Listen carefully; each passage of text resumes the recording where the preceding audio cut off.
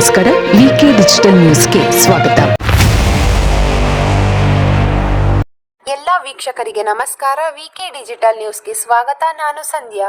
ತೆರಿಗೆ ವಂಚನೆ ಪ್ರಕರಣ 2 ವರ್ಷ ವಿದೇಶಿ ಪ್ರವಾಸಕ್ಕೆ ತೆರಳಲು ಡಿಕೆಶಿಗೆ ಕೋರ್ಟ್ ಅನುಮತಿ.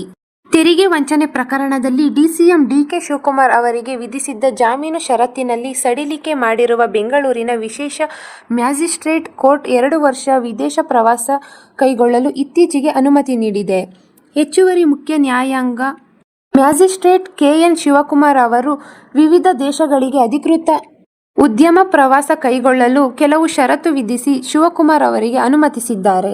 ಮುಂದಿನ 2 ವರ್ಷಗಳಲ್ಲಿ ಅಮೆರಿಕ, ಯುರೋಪ್ ರಾಷ್ಟ್ರಗಳು, ಇಂಗ್ಲೆಂಡ್, ಆಸ್ಟ್ರೇಲಿಯಾ, ರಷ್ಯಾ ಮತ್ತು ಅರಬ್ ರಾಷ್ಟ್ರಗಳಲ್ಲಿ ಪ್ರವಾಸ ಕೈಗೊಳ್ಳಲು ನ್ಯಾಯಾಲಯ ಅನುಮತಿಸಿದೆ.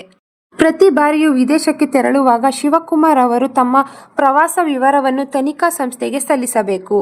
ನ್ಯಾಯಾಲಯ ನಿರ್ದೇಶಿಸಿದಾಗ ವಿಚಾರಣೆಗೆ ಹಾಜರಾಗಬೇಕು. ಈ ಷರತ್ತುಗಳನ್ನು ಶಿವಕುಮಾರ್ ಉಲ್ಲಂಘಿಸಿದರೆ ವಿದೇಶ ಪ್ರವಾಸಕ್ಕೆ ತೆರಳಲು ಅನುಮತಿಸಿರುವ ಆದೇಶ ರದ್ದುಪಡಿಸಲು ಪ್ರಾಸಿಕ್ಯೂಷನ್ ಮನವಿ ಮಾಡಬಹುದು ಎಂದು ಕೋರ್ಟ್ ತನ್ನ ಆದೇಶದಲ್ಲಿ ತಿಳಿಸಿದೆ. 2022 ಮಾರ್ಚ್ 28ರಿಂದ ಏಪ್ರಿಲ್ 3ರವರೆಗೆ ಡಿಕೆ ಶಿವಕುಮಾರ್ ಅವರು ದುಬೈಗೆ ತೆರಳಲು ಈ ಹಿಂದೆ ನ್ಯಾಯಾಲಯ ಅನುಮತಿ ಕಲ್ಪಿಸಿತ್ತು. ಸೋನಿಯಾ ನಿವಾಸದಲ್ಲಿ ಉಪಹಾರ ಹಾಗೂ ಸಭೆ. ಬೇಡಿಕೆಗಳೊಂದಿಗೆ ಮಲ್ಲಿಕಾರ್ಜುನ ಖರ್ಗೆ ನಿವಾಸಕ್ಕೆ ಸಿದ್ದರಾಮಯ್ಯ ಭೇಟಿ. ಮುಖ್ಯಮಂತ್ರಿ ಸ್ಥಾನಕ್ಕೆ ರಾಜೀನಾಮೆ ನೀಡಿದ ತರುವಾಯ ದೆಹಲಿ ತಲುಪಿದ ಸಿದ್ದರಾಮಯ್ಯ ಸೋನಿಯಾ ಗಾಂಧಿ ನಿವಾಸದಲ್ಲಿ ಉಪಹಾರ ಕೂಟದಲ್ಲಿ ಭಾಗವಹಿಸಿ ಸುಮಾರು 60 ನಿಮಿಷಗಳ ಕಾಲ ಚರ್ಚೆ ನಡೆಸಿದ್ದಾರೆ. ಇದೇ ಸಂದರ್ಭದಲ್ಲಿ ರಾಹುಲ್ ಗಾಂಧಿ ಅವರು ಉಪಸ್ಥಿತಿ ಇದ್ದರೆಂದು ಹೇಳಲಾಗಿತ್ತು. ಸಿದ್ದರಾಮಯ್ಯ ಅವರು ಸೋನಿಯಾ ಮತ್ತು ರಾಹುಲ್ ಗಾಂಧಿ ಅವರಿಗೆ ಧನ್ಯವಾದಗಳನ್ನು ತಿಳಿಸುತ್ತಾ, ಹೈಕಮಾಂಡ್ ಕೊಟ್ಟ ಮಾತಿನಂತೆ ನಾನು ನಡೆದುಕೊಂಡಿದ್ದೇನೆ. ಸಿಎಂ ಸ್ಥಾನಕ್ಕೆ ರಾಜೀನಾಮೆ ನೀಡಿದ್ದೇನೆ. ಈಗ ನನ್ನ ಆಪ್ತರು ಮತ್ತು ಬೆಂಬಲಿಗರಿಗೆ ಯೋಗ್ಯ ಸ್ಥಾನಗಳನ್ನು ನೀಡುವಂತೆ ಹೈಕಮಾಂಡ್ ಮುಂದೆ ಮನವಿ ಮಾಡಿರುತ್ತೇನೆ ಎಂದು ಸಿದ್ದರಾಮಯ್ಯ ಅವರು ಸಭೆಯ ನಂತರ ಹೇಳಿದ್ದಾರೆ. ಸಿದ್ದರಾಮಯ್ಯ ಅವರ ಪ್ರಮುಖ ಬೇಡಿಕೆ ಏನೆಂದರೆ, ತಮ್ಮ ಆಪ್ತ ಮಂತ್ರಿಗಳಾದ ಕೆಜೆ ಜಾರ್ಜ್, ಯತೀಂದ್ರ ಸಿದ್ದರಾಮಯ್ಯ ಮತ್ತು ಇನ್ನಿತರ ಬೆಂಬಲಿಗರಿಗೆ ಸಚಿವ ಸ್ಥಾನಗಳನ್ನು ನೀಡುವಂತೆ ಸಿದ್ದರಾಮಯ್ಯ ಅವರು ಬೇಡಿಕೆ ಮುಂದಿಟ್ಟಿದ್ದರು. ಈಗಾಗಲೇ ಪ್ರಸ್ತುತ ರಾಜಕೀಯ ಪರಿಸ್ಥಿತಿ ಅವಲೋಕಿಸಿದರೆ ಡಿಕೆ ಶಿವಕುಮಾರ್ ಅವರು ನಾಯಕತ್ವದಲ್ಲಿ ಹೊಸ ಸರ್ಕಾರ ರಚನೆ ಮತ್ತು ಸಂಪುಟ ವಿಸ್ತರಣೆ ಬಗ್ಗೆ ವಿವರವಾದ ಚರ್ಚೆ ನಡೆದಿದೆ ಎನ್ನಲಾಗುತ್ತಿದೆ. ರಾಜ್ಯ ಉಸ್ತುವಾರಿ ರಣದೀಪ್ ಸುರ್ಜೇವಾಲ್ ಅವರು ಸೋನಿಯಾ ನಿವಾಸದಿಂದ ಹೊರಬಂದ ಬಳಿಕ ಮಾಧ್ಯಮದೊಂದಿಗೆ ಮಾತನಾಡಿದ್ದಾರೆ. ಸಿದ್ದರಾಮಯ್ಯ ಅವರು ರಾಜ್ಯಸಭೆಗೆ ಬರುತ್ತಾರಾ ಎಂಬ ಪ್ರಶ್ನೆಗೆ ಅವರು ಮುಗುಳ್ನಗೆಯೊಂದಿಗೆ ಉತ್ತರ ನೀಡಿ ಸಭೆಯ ಗುಟ್ಟು ಬಿಟ್ಟುಕೊಡದೆ ತೆರಳಿದರು. ನಂತರ ಸುರ್ಜೇವಾಲಾ ಅವರು ಖರ್ಗೆ ನಿವಾಸಕ್ಕೆ ತೆರಳಿದ್ದಾರೆ. ನೀಟ್ ಪರೀಕ್ಷೆಗೆ ಸೇನೆ ನೆರವು.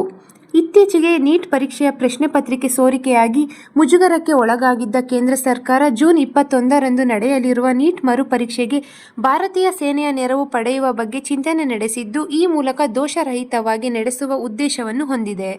ರಕ್ಷಣಾ ಸಚಿವ ರಾಜನಾಥ್ ಸಿಂಗ್, ಶಿಕ್ಷಣ ಸಚಿವ ಧರ್ಮೇಂದ್ರ ಪ್ರಧಾನ್ ಮತ್ತು ಸಂವಹನ ಸಚಿವ ಜ್ಯೋತಿರಾದಿತ್ಯ ಸಿಂಧಿಯಾ ಅವರು ಉನ್ನತ ಮಟ್ಟದ ಸಭೆಯಲ್ಲಿ ಭಾರತೀಯ ಸೇನೆಯ ನೆರವು ಪಡೆಯುವ ಬಗ್ಗೆ ಚರ್ಚಿಸಿದ್ದಾರೆ.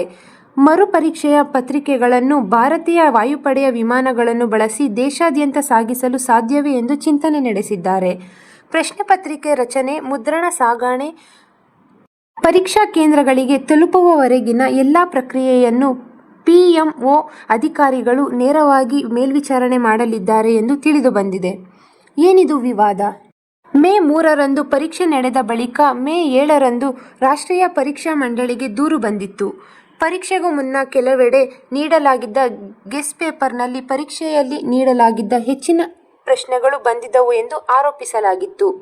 ಕೂಡಲೇ ಉನ್ನತ ಶಿಕ್ಷಣ ಸಚಿವಾಲಯ ಈ ಸಂಬಂಧ ವಿಚಾರಣೆ ಆರಂಭಿಸಿ ತನಿಖೆ ಹಸ್ತಾಂತರಿಸಿ ಬೇರೆ ರಾಜ್ಯಗಳನ್ನು ಸಂಪರ್ಕಿಸಿತ್ತು.